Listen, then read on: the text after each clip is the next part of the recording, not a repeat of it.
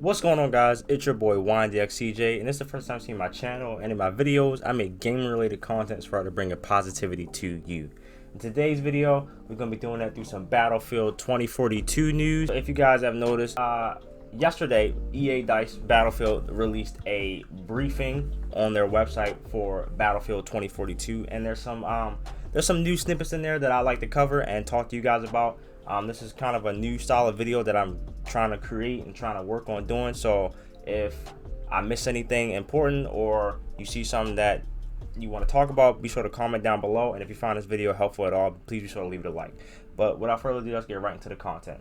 So starting off first, they cover some housekeeping things. They talk about the scale and warfare section of Battlefield 2042, and here they talk about their 128 player count on the next gen consoles and PC, and they talk about their 64 player count on the previous gen consoles, Xbox One, PlayStation 4.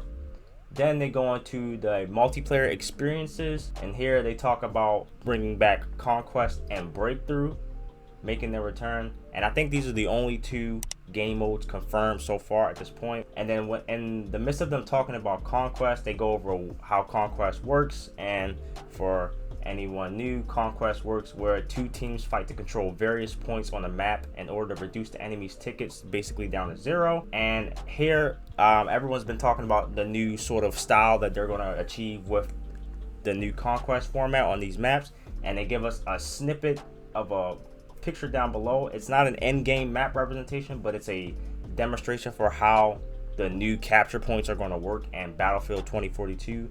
And essentially our capture points, so if you're familiar with Conquest and the older Battlefield games, you would go around these sometimes gigantic maps and capture certain flags. Well, that same concept still applies, but now it's more like zones. So there'll be multiple zones within the map, and within those zones there are different points that you can capture within that zone. These zones in the game are considered sectors, and each sector has several control points. And I'm assuming that for you to take over the entire zone, you must control every control point within that zone, and then you can move forward. Again, that's one of those ways that they sort of upscale the things but still keep that Conquest feel the same way.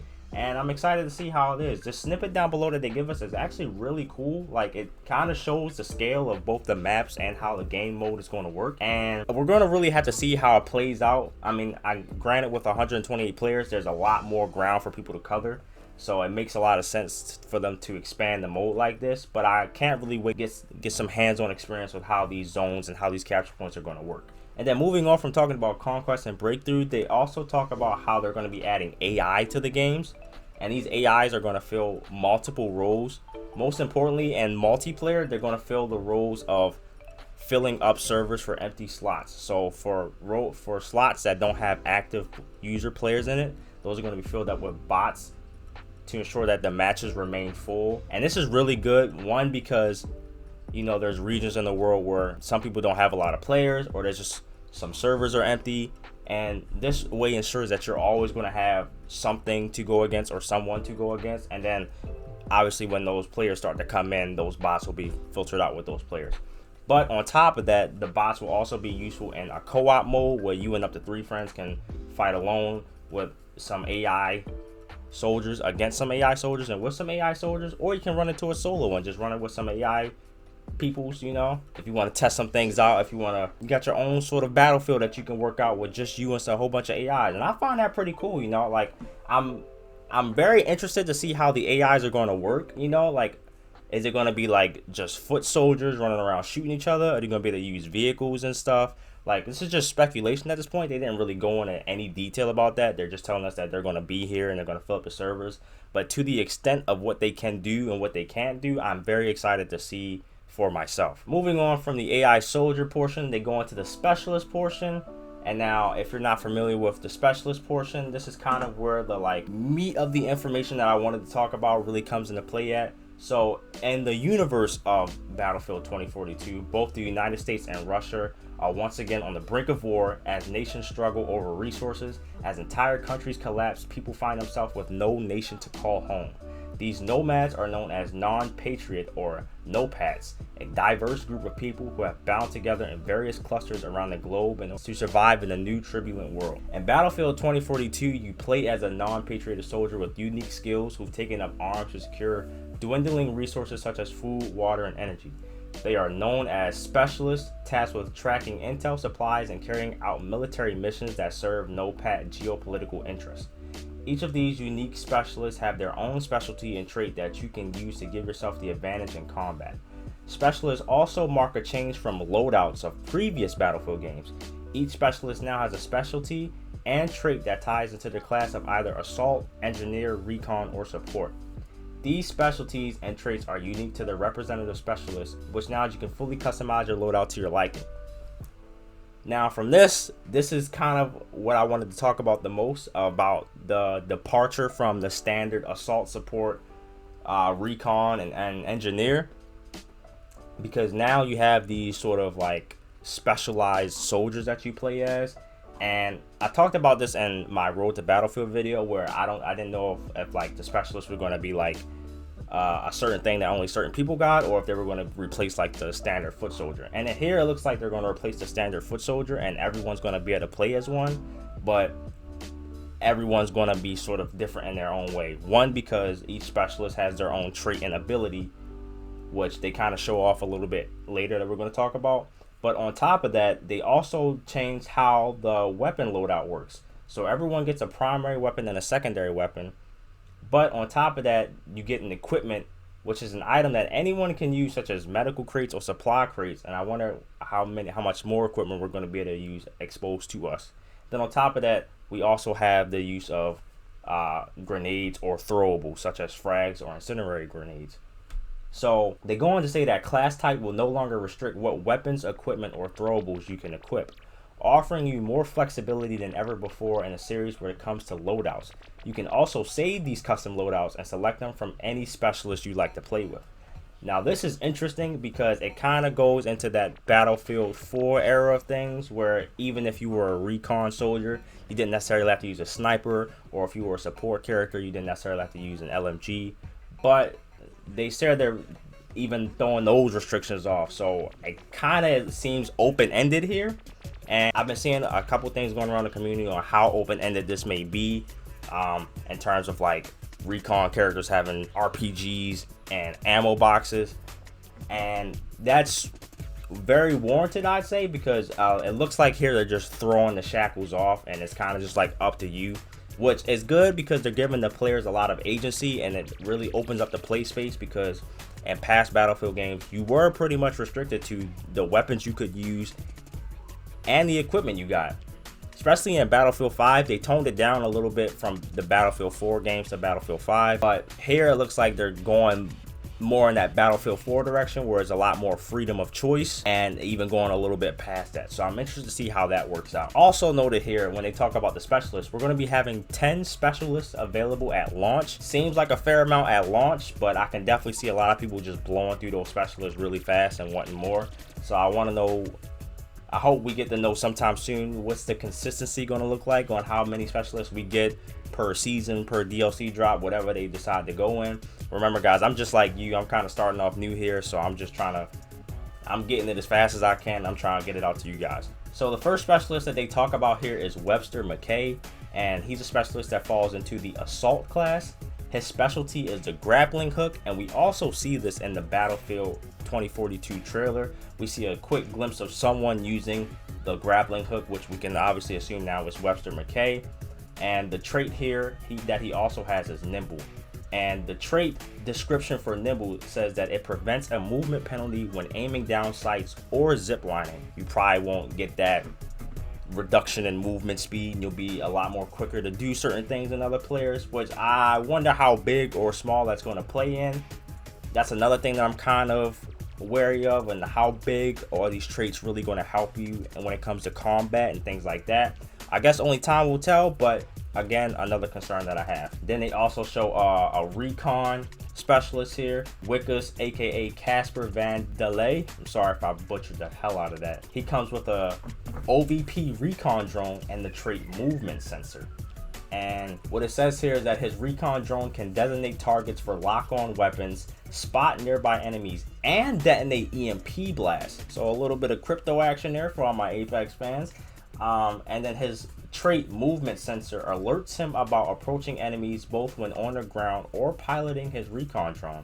This makes him an absolute master of situational awareness. So that pretty much sounds like Sixth Sense from Call of Duty. You know, you're probably going to get some alert when someone's behind you. It's probably going to flash on your screen. You know, anyone who's familiar with that type of game will automatically sort of snap to you when you talk about it. Then moving on, next here is the character that a lot of people have been talking about so far.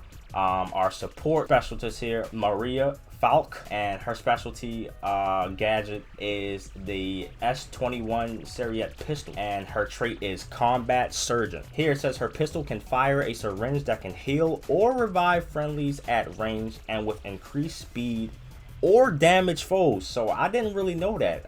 You can also use it for offensive capabilities as well. How much damage? We gonna find out, but that's kind of sick that you can use it to damage enemies as well. And then it says here that her Combat Surgeon trait sets her apart from other specialists by allowing her to revive fallen allies back to full health. So that's super interesting. I actually vibe with this the most. As a medic main myself, you know, I really thrive on bringing people back in the fight, bringing them in. And, you know, for anyone that's played Battlefield 4 or anything like that, it was always trash getting brought back with like 20 health because someone could just spit on you and you die automatically. So having the ability to not only revive people, but revive people with full health, that's awesome. And that accounts for a lot of team play mechanics. And then the last specialist they show us here is Boris Goskovsky. And he falls within the engineer class, and his specialty is the SG-36 sentry gun, and his trait is the sentry operator. And so what this does is add his SG-36 sentry gun set up to defend locations, while his sentry operator trait makes his sentry gun even more efficient in combat when he's standing near it. Additionally, any enemy the sentry gun locks onto will be spotted by Boris. I can see here that they definitely kind of laid the foundation for these like areas that the specialists work in, and it seems like it's going to be like, even though that the classes are kind of gone, essentially they all sort of play a role within that class. So I'm excited to see how, because it looks like it's going to be like a breadth first and a depth first approach for these specialists. You know, some specialists might have more passive recon abilities, and some may have more aggressive active abilities, which I find really interesting because these can shake up the battlefield in a lot of ways just from these 4, and we still get another 6 from launch. They also touch on a few other things here as far as vehicles, weapons, things like that. If you want a full analysis, let me know down below. The last thing I want to talk about here are gadgets, because there was a few concerns that some people showed me when the trailer first came out. One was about the Robo Dog, so I wanted to see if they gave any more information on that, which they did. And here they talk about how while every specialist has their own unique specialty, like the grappling hook and the sentry gun, some classic Battlefield items will still be accessible to every specialist, including the C5 explosive, which I'm assuming is a C4 explosive, anti-tank mines, and frag grenade. Here they also talk about adding in a new gadget, which is called Ranger, which is that robot dog that everyone saw a quick few seconds of in the Battlefield trailer. And they say that Ranger is an agile and mechanized companion that can be called in to faithfully follow you into combat.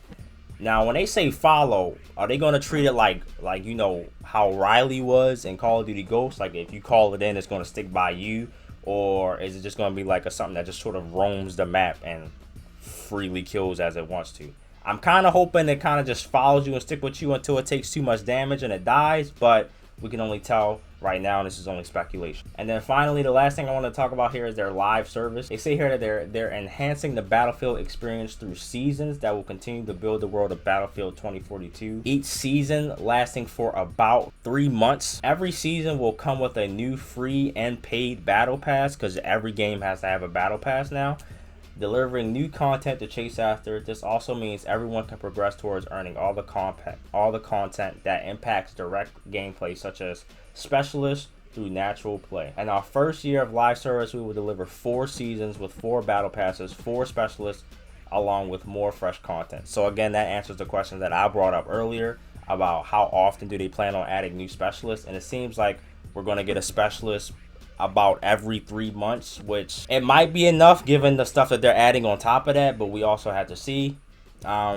Maybe, you know, who knows, but it seems like it's pretty cool.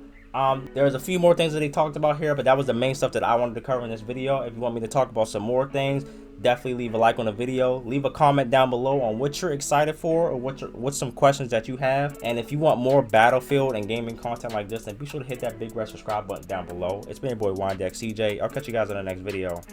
Peace out.